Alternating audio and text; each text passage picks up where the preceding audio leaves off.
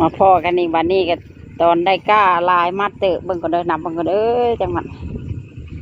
2 4 6 8 10 12 14 16 182 4 6 8 10 12 14 16 18ได้18มัดเลยกับอีกกองลายมัดเตะ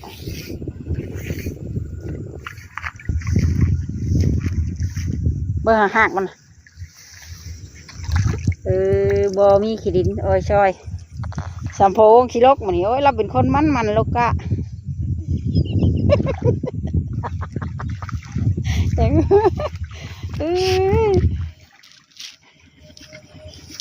ถ่ายบาเซโยเบิ่งก่อนบาเซโยเอ้ยฮอดเลยดูดำหน้าเด้อ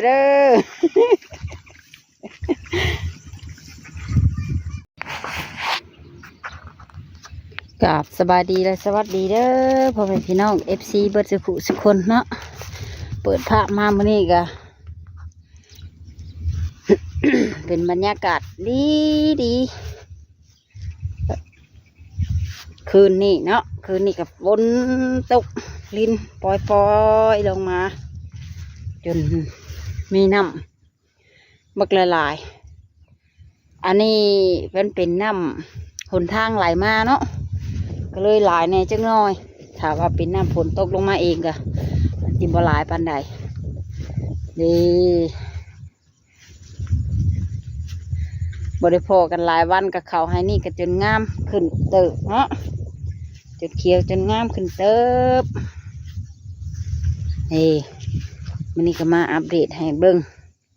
วันนาเฮาพอดำแล้วบัดนี้เนาะแม่นสิได้ดำให้ดำหน้าแล้วบัดนี่เขายอดแม่สมังงามเติบก็สิได้ดำแต่แถวแคมมันนี่มันยังห่างจักเล็กจักน้อยเนาะมื้อนี้สงสัยฝนสิตกทั้งวันเลยบ่เดี๋ยวนี้ก็ตกหยาดปอกแป๊กนกกระแกก็มากินข้าว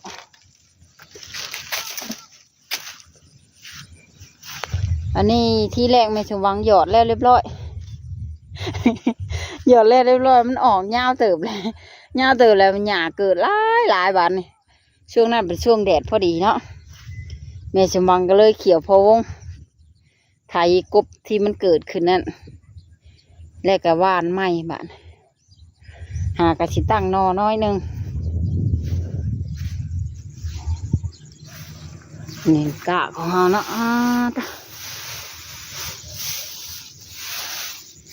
นี่งามอันนี้ก็เป็นอุปกรณ์ของเราสีเสียลงมาโลกะทอบกะเนาะมากระทะเลลงมานะหลังจากมาแต่ส่งลูกชายเนาะแม่สมหวังก็ลงมาอัปเดตให้นะFC เบิ่งก่อนเนาะมื้อนี้ก็แม่สมหวังที่ได้โลกะเตรียมไว้มื้ออื่นพอแล้วแจงสีดำมีโลกาเตรียมไว้ก่อน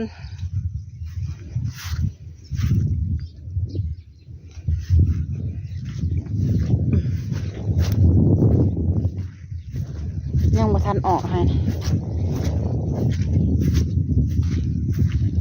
นำหล่นออกมาพี่นะส่วนของหน้าให้ใหญ่นั้น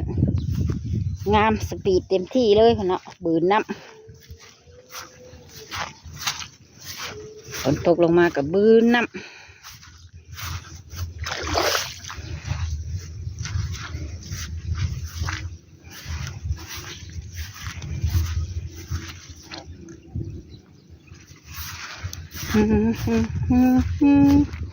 อันนี้เป็นให้เขาตาแหก ให้เขาตาแหก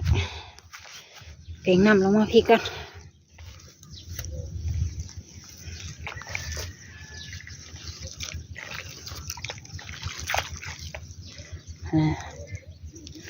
โอ้ว่าทางฝั่งไทยกับฝนตกคือกันอยู่บ่เนาะก็จิตกอยู่ตรงฟ้ากับมืดคึบ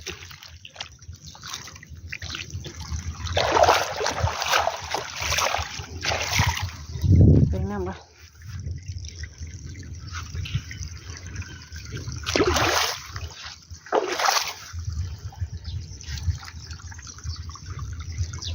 ให้ได้ก็พอดีดำความกำลังคักบ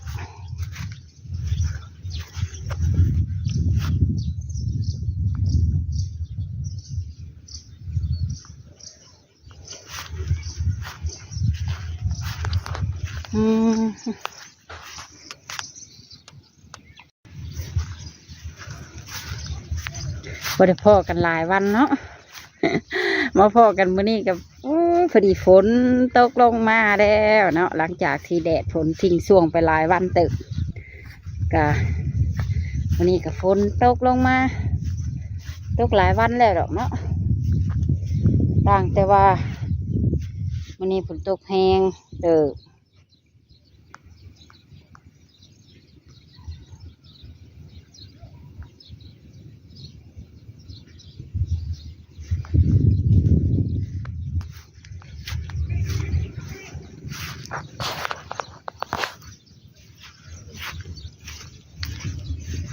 พามาเบิ่งเขาให้นะ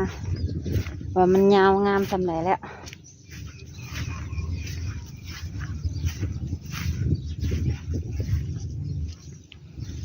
ก็เด้อเดี๋ยวสิปินกล้องหลังให้เบิ่ง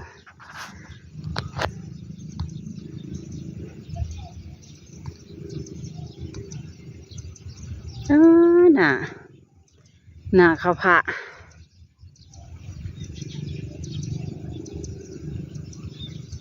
เทียงนาหน่อยของเพิ่นมีสมองบ่มีเทียงนาเนาะอยู่เฮือนเลยงามเตอะ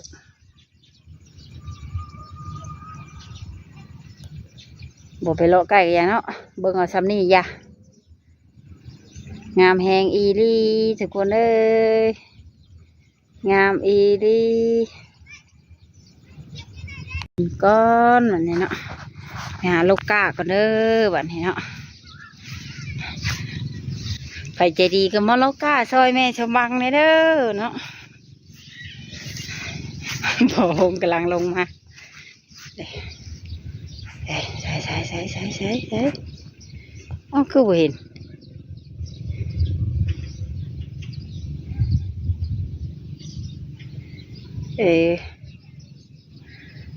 ดำนางเขาหมอกเนาะ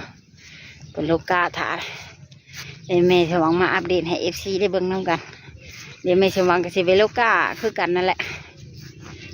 ดำไปมือเล็กมือละน้อยดำไวอยู่มันหาว่าไวเนาะก็เลยดำไปมือเล็กๆกันหน่อยเพราะว่าตอนเช้าก็ต้องได้ตื่นนอนมาแล้วก็นึ่งข้าวนึ่งน้ำแล้วก็แต่งกินให้บรรดาลูกๆแล้วก็ไปส่งลูกชายอยู่โรงเรียนวันนี้เพื่อกลับมาเทือนกับประมาณ9 โมงเนาะ9 โมงย่างลังเทือกันดิวันนี้ก็3 โมงครึ่งก็ไปรับเพิ่นอยู่โรงเรียนอีกเพื่อกลับมาบ้านกับประมาณ4 โมงครึ่งเนาะเห็นนี่ได้งานแยงอยากให้ลูกได้เป็นหนังสือเฮ้ยคือบอกคุบลงมา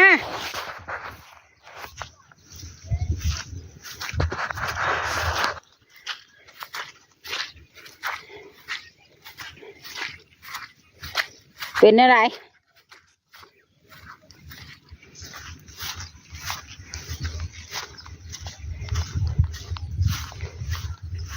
พออยู่บ่อย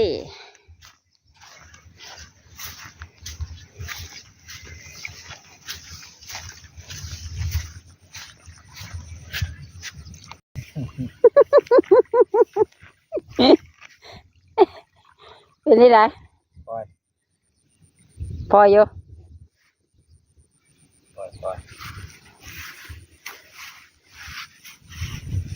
โอ้อีสายได้คนจะนัดอีสายได้เห็นนะวัดเดียวกินอยู่กับตาเลย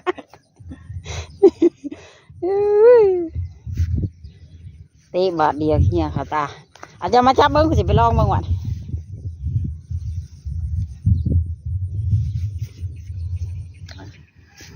รอเด้อสบายดี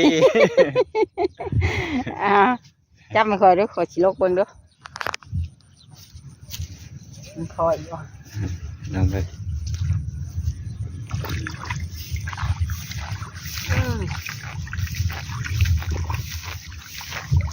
ดกไว้เลยผมมีพี่น้องขยันขันแข็งเนี่ย ก็ยังไว้อยู่ดิอ๋อยาวตื่นบักแขนยาว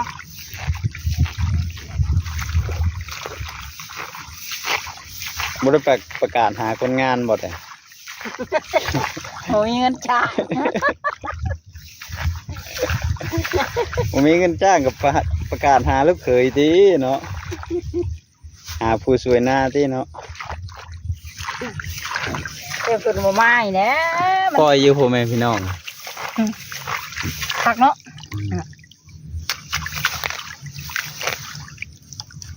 เดี๋ยวแค่มันเป็นกี่ไงฮะกล้ากะงามที่แรกเราคนงามหวานกล้า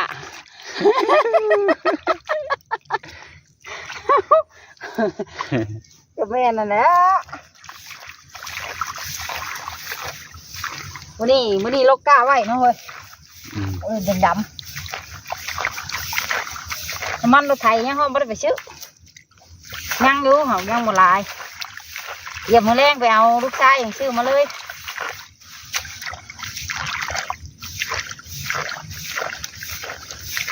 ฝักอยู่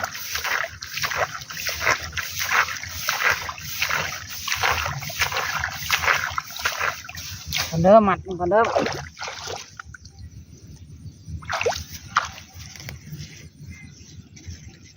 มันมีอุปกรณ์ไหนมัดกาวอ่ะอุปกรณ์เพิ่นพ่อแม่พี่น้อง อุปกรณ์มัดกาเลยนะคะ ตังอีตังนางมาเห็นอุปกรณ์ อันนี้ก็จะเป็นนั่นแนวนวดมือแต่ โอ้ มันติดเด้ จกเอาขี้ดินมาเห็ดอันโนนมือเนาะ มันก็สิเตะย่างแน่มันยังจ่อขักตาอยู่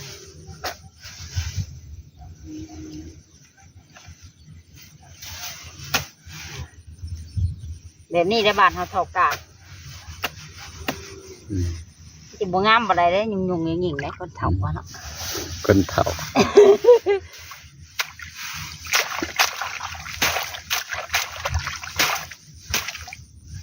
ลูกสาวยังบุลงมาทุกคนเลยเขาห้องน้ำห้องไหนอยู่กินเขาแล้วยังทันได้ลงมา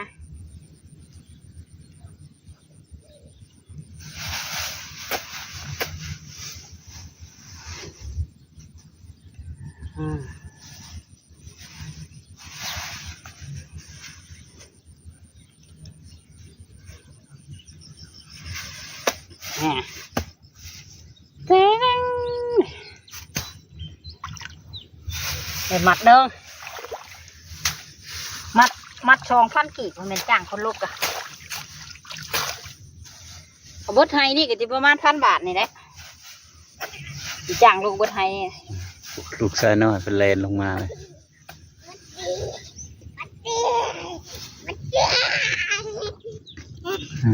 สบายดีFCเนาะ สวัสดี ทำมาแต่ใส่นะ มากินข้าว มากินข้าวจีน มาจะกินข้าวจี ข้าวจีนใช้เนื้อ บ่มากก็ยาส่งเขือสิเพื่อนลูกล่ะบ่มากก็ยาเด้อผู้คำหูเด้อตรงมาเดี๋ยวเครื่องสิเพื่อนง่ายก่อนจังเอาเมียมาเลี้ยงแม่เด้อ ต้องเมียไข่ เอาผู้สาวเด้ มาช่วยไข่ เอามาช่วยพ่อกับแม่ทำหน้าเนี่ย ให้ไข่จับกล้อง เดี๋ยวปิ่นถามพ่อก็ให้ไปจับกล้อง ให้ไข่จับกล้องให้ไข่จับกล้อง พ่อนี่แล้ว ไม่ใช่ ผู้คำกับเมียกับลูกกาดำหน้าน่ะ ไม่ใช่เมียไม่ทำเมียให้เขาจับกล้องไง เด็บเดียวได้2 มัด เขามันพระมีเมียเขาเอาเมียก็ให้เขาจับกล้องให้เมียช่วยแม่ นี่บก บอก ลงมาบ่บ่งกบ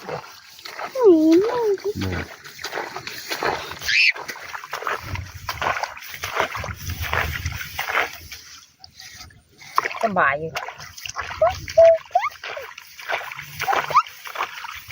มันแข็งตัวเนียนขนาดนี้ ฮะ เนี่ยไงมันเพียงตัวเนียนมันเนียนมากเลยนะมันยิง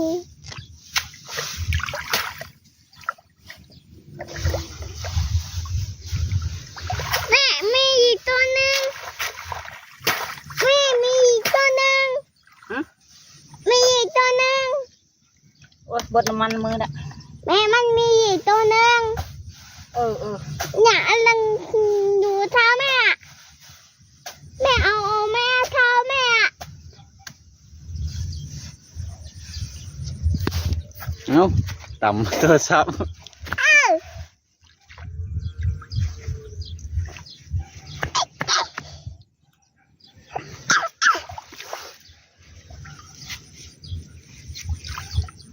มีพอดูมัน งามงามบริเข้าไปแล้วพวก อายุถึงใจแล้ว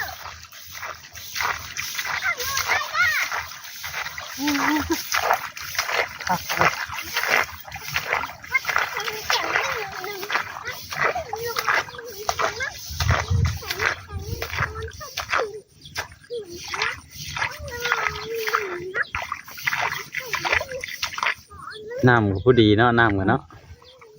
น้ำลายครกเนี้ย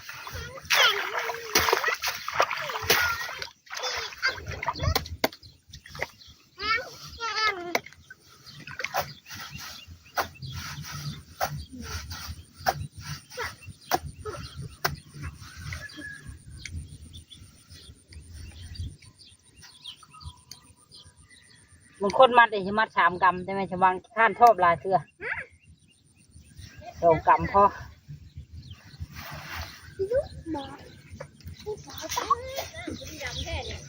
อ่ะ มาสามน้อยนี่แหละ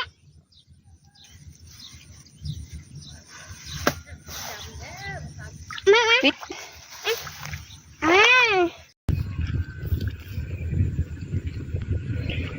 มาพ่อกันอีกวันนี้ก็ตอนได้ก้าลายมัดเตอะเบิ่งก็เด้อนับเบิ่งก็เด้อจังหวัด2 4 6 8 10 12 14 16 18 2 4 6 8 10 12 16 18ได้18 มัดเลยเลยกับอีก2 ลายมัดเตอะ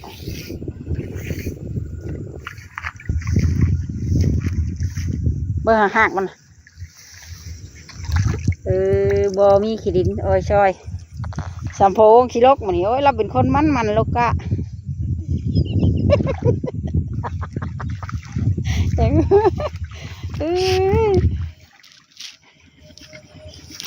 ถ่ายบาเซโยเบังก่อนบาเซโยเอ้ยฮอดเลยดูดำหน้าเด้อเด้อ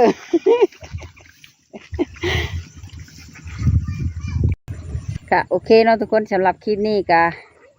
ไม่สมหวังได้อัปเดตให้ FC ได้เบิ่งน้ำกันเนาะมาหอนวังนี้กับเมสมหวังพร้อมด้วยพระวงศ์ก็สิได้ขอจบคลิปลงเพียงเท่านี้เด้อทุกคนเด้อสิได้ขอตัวไปลูกก้าตื้มอีกก้อนไปพอกันใหม่ในคลิปหน้าเนาะอีกมืออื่นสีดำหน้า จนFCเบื่อแล้วบ้านนี้